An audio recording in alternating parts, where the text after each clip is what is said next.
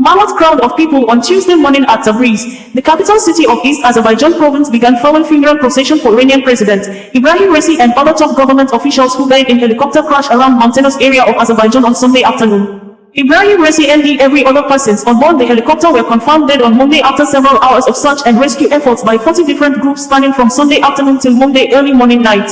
Immensely large crowds of people, mostly Iranians, received the coffin of Iranian President Ibrahim Raisi and others who died alongside with him, with different batches of military personnel carrying each coffin on their shoulders with a very long procession walk in Tabriz. It would be recalled that rescue teams searched the mountainous area from Sunday afternoon after a helicopter carrying Raisi, the foreign minister, and other officials had gone missing. Early Monday, relief workers located the missing helicopter, with Iran State TV saying the president had died.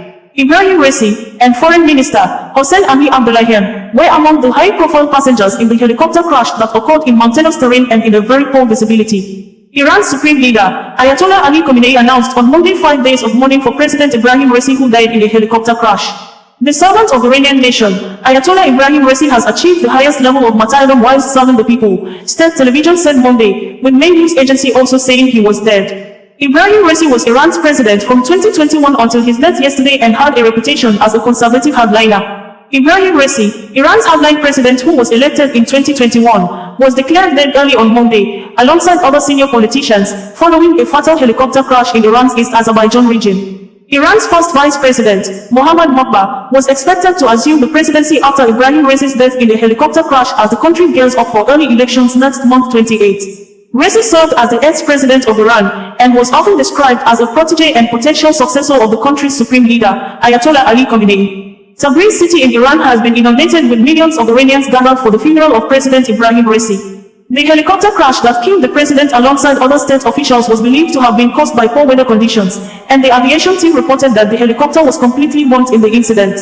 Prior to his tenure as president, it was gathered that the ultra-conservative Raisi started his career as a prosecutor in various areas of Iran, including the Iranian capital, Tehran, and went on to establish connections with Iran's religious and judicial elite. In 1988, when Raisi was 27 years old, history had it that he was part of a 4-person committee overseeing the extrajudicial execution of political prisoners. Amnesty International had said thousands of political dissidents were systematically subjected to enforced disappearance in Iranian detention facilities across the country and extrajudicially executed pursuant to an order issued by the supreme leader of Iran. It was observed and estimated that between 4,000 to 5,000 prisoners were killed. Most of them were said to be from the People's Mujahideen armed opposition group or from left-wing parties. On his political life, in 2017, he made his first attempt to run for the presidency, having served as one of the Popular Front of Islamic Revolution Forces presidential candidates. Raisi lost to incumbent President Hassan Rouhani, who was re-elected and seen as more of a moderate in the country's political bloc. Raisi received 39% of the vote, but in 2021, the presidential elections saw him collecting 62% of the vote in an event marked by a record low voter turnout, the highest share of protest votes, and the crackdown on journalists reporting on any of the candidates, according to international media and observers. The elections infamously reported the number of invalid votes to be higher than those of non-winning candidates, prompting rights groups, such as Human Rights Watch (HRW), to declare the elections as a sham and neither free nor fair. Many also suspected that Raisi's victory was rigged, while reformist candidates were barred from the elections, one of the international media stated in its report.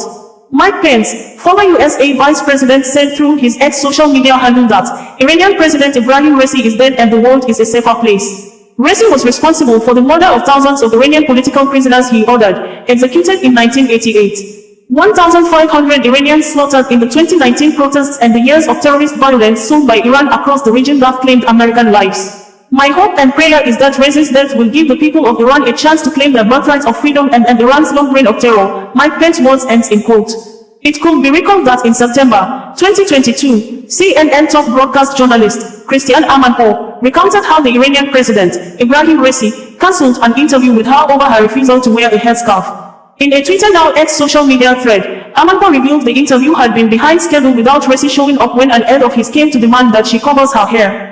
She tweeted and stated in quote thus, 40 minutes after the interview had been due to start, an aide came over. The president, he said, was suggesting I wear a headscarf, because it's the holy months of Muharram and Safar. I politely declined. We are in New York, where there is no law or tradition regarding headscarves. I pointed out that no previous Iranian president has required this when I have interviewed them outside Iran. The aide made it clear that the interview would not happen if I did not wear a headscarf. He said it was a matter of respect and referred to the situation in Iran, alluding to the protests sweeping the country. She added, again, I said that I couldn't agree to this unprecedented and unexpected condition. And so we walked away. The interview didn't happen. During the period, protests were rocking Iran after the death of Mahsa Amini following her arrest by morality police for improper use of the hijab. OsazuwaAkonedo, bringing you the news in a more digital way.